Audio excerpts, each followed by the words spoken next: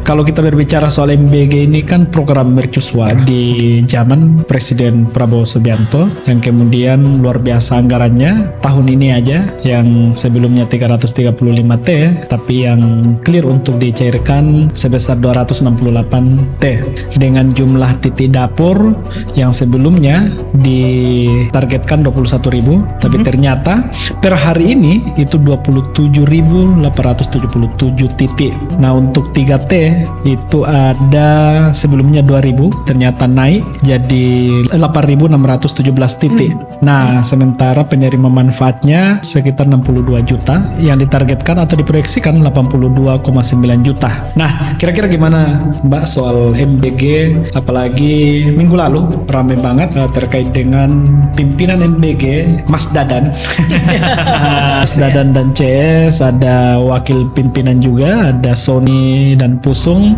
terjerat dalam kasus abuse of power, penyalahgunaan kekuasaan yang kemudian berujung pada kursi atau proses hukum. Ini pertanyaan menarik dan kompleks juga gitu. Iya. Mungkin kalau diberi kepercayaan memimpin MBG, BGN baru saya ini bisa jawab lebih komprehensif. Boleh juga ya.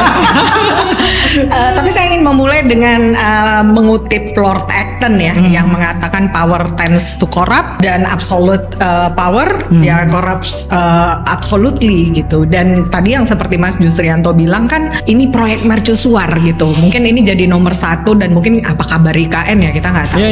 Selain ada PSN lainnya gitu. Dengan jumlah dana yang sedemikian besar tanpa payung undang-undang yang jelas, ya jelas ini adalah proyek mercusuar yang tempting. Gitu. Dan bahkan ketika sudah ada kepemimpinan yang baru, memang banyak catatan kritis ya. Ketika kita mungkin menyaksikan investor yang marah gitu, begitu marah karena tidak ada kabar kapan dapur akan dibuka.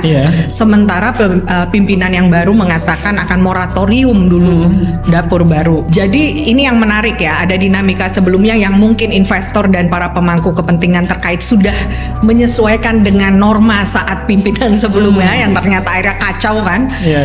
Dan di periode sekarang direncanakan ada pembenahan seperti itu, dan ini tidak mudah juga menurut saya kalau hal yang sudah terjadi sebelumnya belum dibenahi. Saya pikir itu pertama yang harus dilakukan, karena ini jadi kasus hukum dong. Ada dana yang merugikan sekian banyak pihak, dan di sisi lain saya sendiri dan kami sebagai bagian dari lembaga penelitian kebijakan publik melihat ya pertanyaannya tadi di transparansi dan akuntabilitas. Gimana sih pengadaannya? Karena yang terjadi dengan Dadan CS kemarin kan memang di pengadaan.